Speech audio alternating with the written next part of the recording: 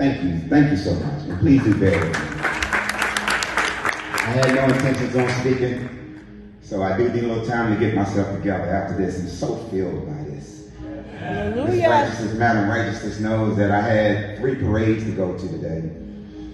And I was scheduled to be here from 9 to 10. But there was no way I could leave this. Hallelujah. When I thought about Independence Day, I had to decide, should I be at a parade or should I be worshiping? Yes.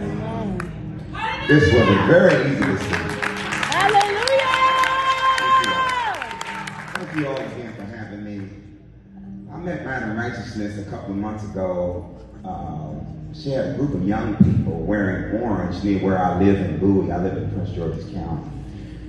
And the Spirit drove me to them. They had on all orange, and I went over and met Miss Righteousness and met the young people. The young people were just absolutely fabulous. I was so filled with their great spirits, such sharp people, those same young people I met when I came through here. But what I explained to the young people in Madam Righteousness, that orange represents ending gun violence. Most people don't know that. Orange represents ending gun violence. And so orange is one of my favorite colors, which also drew me to them.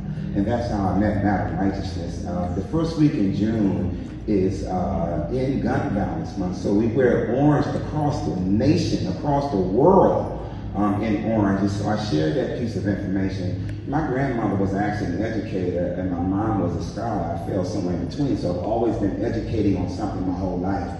But again, I am David Grogan. I'm your candidate for sheriff in Prince George's County. Those of you all are from Prince George's County.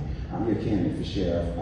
And one of the things that, there's so many things I could say, but I can't say so much within 2 minutes. But one of the things I will say is that as your candidate for sheriff, we have got to do better. That young military man, thank you, sir. You know, military surgeon. Law enforcement needs prayer. Yes. Just as all the things that you outlined about the military, the law enforcement families, they need prayer. These people are suffering.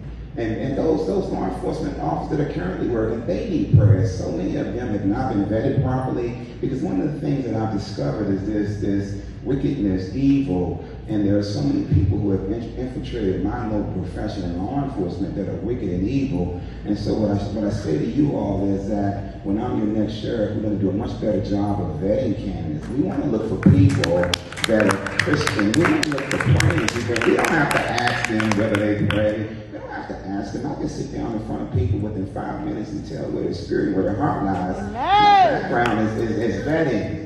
I spent 25 years with the Department of Justice, United States Marshal Service, which I started as a student at Bowie State. I started my career as a student at Bowie State. While I was at Bowie State, I worked for the Secret Service. While I was a student at Bowie State, I worked for the Department of Justice, United States Marshal Service. And I was the captain of that Conference football team. I know a lot of you all are from Bowie State. That's why I'm putting that out there. I met them. I think you all were doing a 5K run or a walk or something that day when I met all these young people. We took some great pictures from Bowie State. But yeah, I started my career while I was a student at Bowie State. And I served 25 years at the Department of Justice. But 15 out of my 25 years, I was one of the managerial facilitators of the Federal Witness Protection Program. And many of you all have seen some of the movies, but a big one part of the Federal Witness Protection Program is vetting. Vetting means interviewing, screening, psychological evaluations that I believe the next candidate for sheriff must do with our candidate. We must evaluate people. We must figure out where their heart lies. We cannot give people badges, guns, and law enforcement authority who have not been properly vetted, who have not been properly interviewed. We can't do that. We've got to be different. So when I'm the next sheriff, I want to give our young people the same opportunities I had.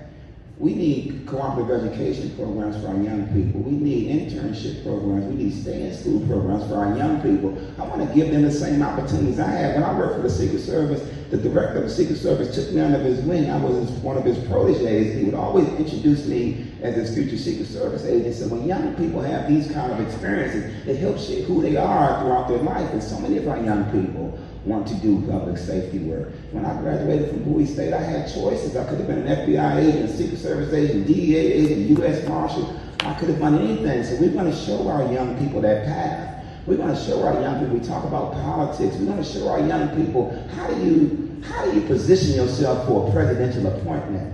We're going to show our young people. Our young people need to see role models. I'm very proud to say, many people don't know it because I've never said this publicly, but I'm very proud to say that I have been recommended to the White House, to the Biden-Harris administration for a public safety appointment for law enforcement. I won't go too much into that yet. But all the things that I have done, I want to be able to share that. I want to be able to train our next young group of people so they know what they should be doing. They should be giving back. I'm a professional volunteer. And some of you all, I can tell, are professional volunteers already.